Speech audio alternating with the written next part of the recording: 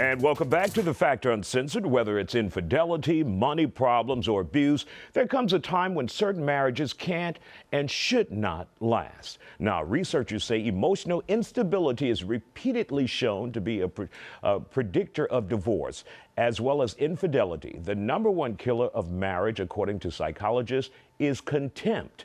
Some couples stay together for financial reasons or for their children. But what do you do if you're at your wit's end and can't take it anymore? Here to talk about how the best way to leave your marriage is divorce attorney LENEICE Parker. Glad to have you here on The Factor Uncensored. How are you? Happy Independence Day to you. Thank you. And we're talking about independence from a broken marriage. So before you walk out that door, you go to you for a divorce. What should a man or a woman or a couple, what should they do before they hit the attorney's office preparing for that divorce? We're not talking about saving. The marriage is over. Okay. So what should they be doing? The first thing that they need to do is see if they can get on the same page about what it is that they're going to want out of the divorce. If they have kids, that's going to be the number one priority. They need to make sure that they've talked about where the children are going to stay, who's going to have custody, if there's going to be any kind of visitation, the rights to the children. That's going to be the primary focus when you have children in a divorce. The second thing they need to do is not talk about the divorce to the children. Keep it between the adults and remove those emotions and any of those feelings that the spouses have from the children. If they don't have children and if they have property, then the first thing they need to focus on is what do we have? What do we have together and what do we have apart? That's assets, that's liabilities, anything that the couple has, they need to write that down and come to an agreement or try to about how they're going to divide those assets and liabilities.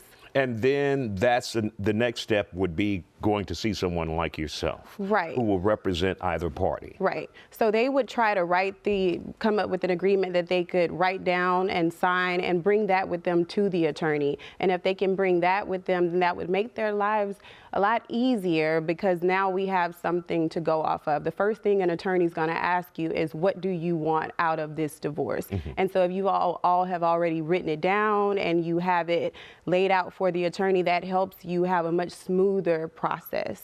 When we take a look at divorces, we've seen divorces go months and months and months and sometimes even years. If you can come to the table with that type of an agreement, saying this is what I want, this is what he wants, this is what she wants, then how soon could that divorce go through and you both could be on your merry way?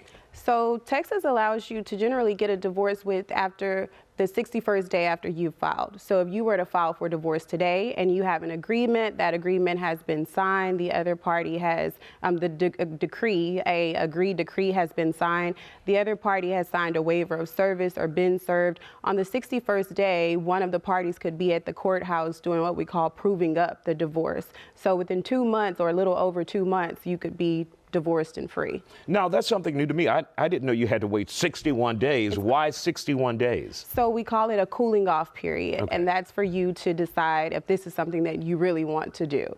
So you can have the agreement, you could have the agreement on the same day that you file for the divorce, but the courts are going to make you wait 61 days before you can actually go and have that divorce granted by the judge.